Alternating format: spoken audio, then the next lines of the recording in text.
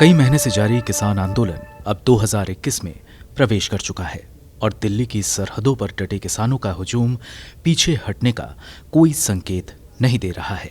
कई दौर की वार्ता के बावजूद सरकार और किसान दोनों ही नरम पड़ने को तैयार नहीं है। किसानों की दो अहम मांगे हैं। पहली, तीनों कृषि कानूनों को रद्द किया जाए और दूसरी, न्यूनतम समर्थन मूल्य यानी कि एमएसपी को कानूनी दर्जा दिया जाए, यानी सरकार की ओर से घोषित कीमत पर किसानों की उपज की खरीद सुनिश्चित हो। अभी जो हालात हैं उनमें केंद्र सरकार इन दोनों मांगों पर सहमत नहीं हो सकती।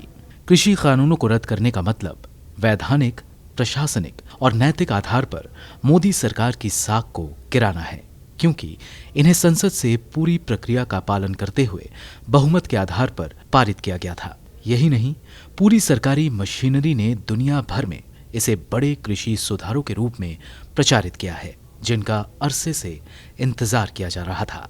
कानूनों को रद्द करना ये स्वीकार करना होगा कि सरकार को कृषि अर्थव्यवस्था की समझ नहीं है, जिस पर देश की आधी से ज्यादा आबादी आज भी निर्भर है और जिसका जीडीपी में 18% का योगदान है।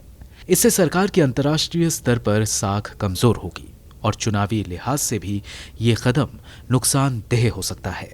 आंदोलनकारी किसान संगठन सार्वजनिक रूप से कह चुके हैं कि एमएसपी का कानूनी दर्जा मिलने पर वे आंदोलन खत्म कर देंगे।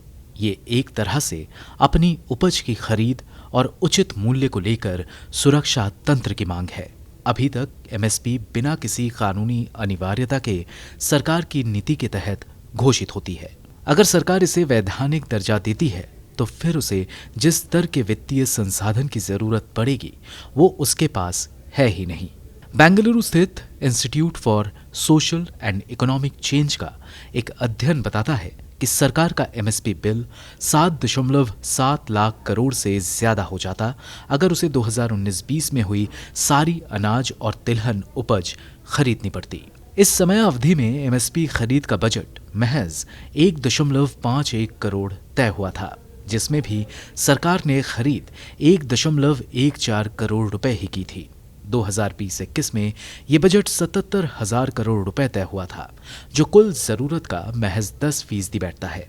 साफ है कि एमएसपी को लेकर किसानों की मांग नहीं मानी जा सकती, खासतौर पर जब उपज खरीद का जिम्मेदार भारतीय खाद्य निगम यानी एफसीआई मार्च 2020 तक 3.5 लाख करोड़ के कर्ज में डूब चुका था और कोरोना काल ने उसकी हालत को और खराब कर दिया है। साफ है कि एमएसपी का मसला सरकार के बस से बाहर होता जा रहा है। ये संयोग नहीं कि प्रधानमंत्री मोदी या उनके किसी कैबिनेट मंत्री ने किसानों के मौजूदा आंदोलन के बीच एक बार भी एमएसपी को कानूनी दर्जा देने की बात नहीं की। भारतीय परिदृश्य में कृषि योग्य जमीन का बढ़ता संकट दूसरी बड़ी समस्या है। 1971 में देश की करीब 80% आबादी ग्रामीण इलाकों में रहती थी और पूरी तरह कृषि अर्थव्यवस्था पर निर्भर थी, जिसका जीडीपी में 42% योगदान था। अब ये योगदान महज 18% रह गया है, जबकि 68% आबादी इस पर निर्भर है। 50 साल या करीब 2 पीढ़ियां गुजरने के साथ देश में 1 हेक्टेयर से कम आकार वाली जोतों की तादाद 3 करोड़ 60 लाख से बढ़कर 9 करोड़ 90 लाख हो चुकी है। ऐसी स्थिति में सीमांत किसानों के लिए औसत 5 लोगों के परिवार का पालन पोषण संभव नहीं रह गया है। वे कभी खेत मजदूर के रूप में काम करते हैं, कभी पशुपालन में जुटते हैं या परिवार के सदस्य बड़े शहरों में पलायन कर जाते हैं ताकि परिवार की आय बढ़ सके। ऐसे परिवारों की तादाद 9 करोड़ 90 लाख हो चुकी है। ये कुल किसान परिवारों का 78% और भारत की कुल आबादी का 40% है। तमाम एक्सपर्ट्स टीवी टॉक शो और अखबारों के जरिए किसान आंदोलन को लेकर ना जाने क्या क्या लिख बोल रहे हैं, लेकिन भारतीय कृषि अर्थव्यवस्था के इन 2 गहरे संकटों पर उनका ध्यान ही नहीं जाता।